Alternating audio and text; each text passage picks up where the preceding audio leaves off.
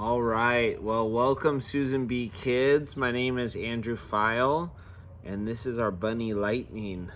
He's going to help me read with you. The book we have, we'll see how this goes. I think he'll stay with us. I don't know. But we're going to read Ada Twist, Scientist. This is a really amazing book my kids love, so I want to read it with you. This is a book about exploration and being curious. So Ada Marie said not a word until the day she was 3. She bounced in her crib and looked all around, observing the world not making a sound. She learned how to climb and make her big break with a trail of chaos left in her wake. She ran through the day chasing each sound in sight, and didn't slow down until she conked out at night. Look at Ada Marie.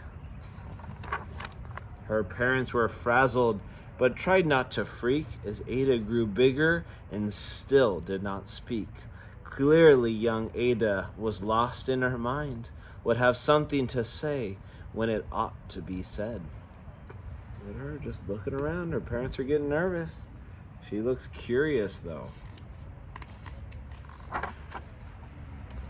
That's just what happened when Ada turned 3. She tore through the house on a fact-finding spree and climbed up the clock just as high as she could. Her parents yelled, "Stop!" as all good parents would. Ada's chin quivered. She did not cry. She took a deep breath and she asked, "Why?" Get her up on that clock tower. Crazy Ada. Why does it tick? Why does it talk? Why don't we call it a granddaughter clock?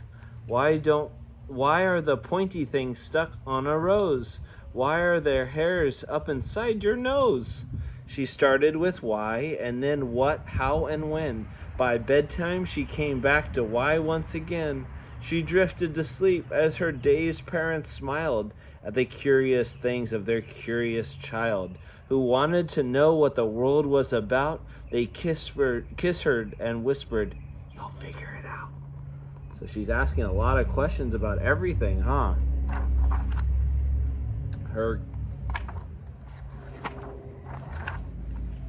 parents kept up with their high-flying kid, whose questions and chaos grew as she did.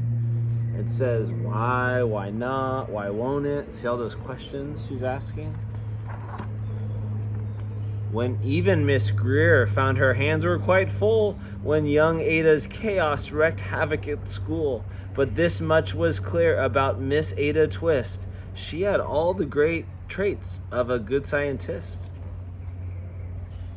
You guys ever dropped Mentos into soda? That's what Ada's doing over there. A lot of explosions.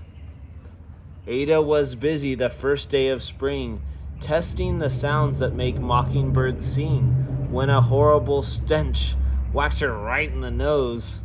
A pungent aroma that curled up her toes.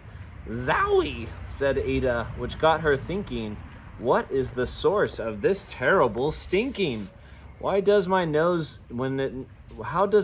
know there's something to smell? And does it stink if there's no nose to tell? She rattled off questions and tapped on her chin. She started at the start where she ought to begin. A mystery, a riddle, a puzzle, a quest. This was the moment that Ada loved best. She's trying to figure out what's going on. You guys see her brother in the background? He's got some shoes in his hand. I wonder what that's going to be about. Ada did some research to learn all she could of smelling and smells, both the stinky and good. One hypothesis Ada thought could be true. The terrible stink came from Dad's cabbage stew. She tested and tested, and soon Ada knew it was time to come up with hypothesis 2. So she's testing out the stew. I wonder if that's it. Then zowie! Ugh. The stink came again. Just like that, hypothesis 2. It's caused by a cat. The cat couldn't make such a stink on its own. It needed perfume and some fancy cologne. So young Ada tested. The test was a flop. You can see the test there. She started again and her parents yelled, "Stop!"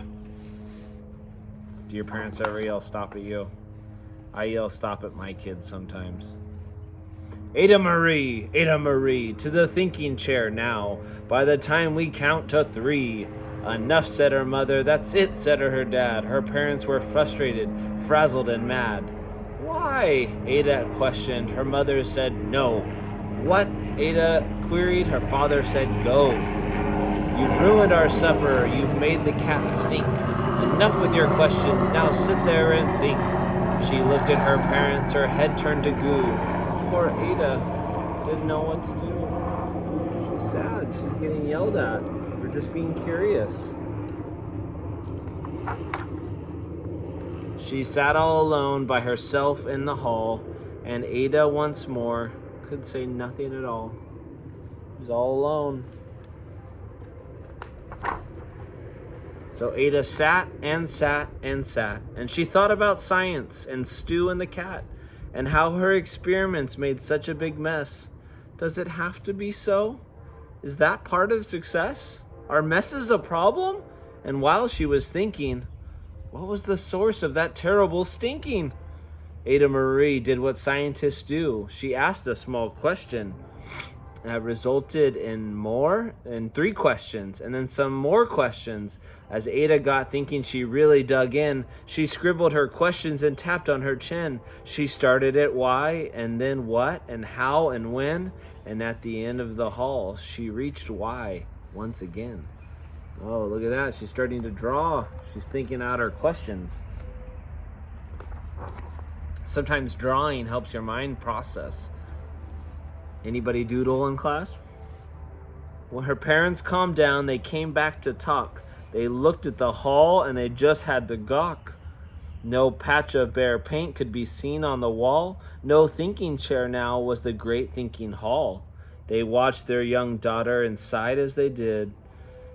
Well, what would they do with this curious kid who wanted to know what the world was about? They smiled and whispered, we'll figure it out. Look at all her drawings all over the wall. And that's what they did, because that's what you do when your kid has a passion and a heart that is true. They remade their world, and now they're all in the act of helping young Ada sort fiction from fact. She asked lots of questions. How could she resist? It's all in the heart of a young scientist. So look, even the parents are now learning new things.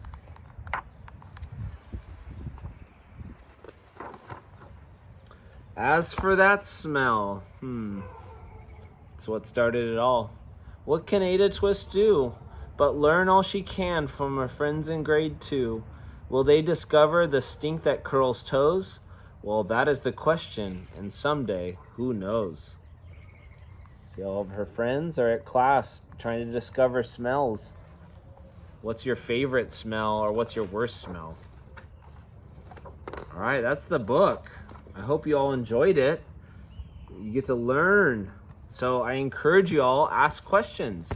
Ask why. Begin to figure it out. This is Lightning. He says, keep learning. Ooh, he doesn't like that. He says, keep learning, keep discovering, keep asking why. Let's see. Have a good day, guys. We love you.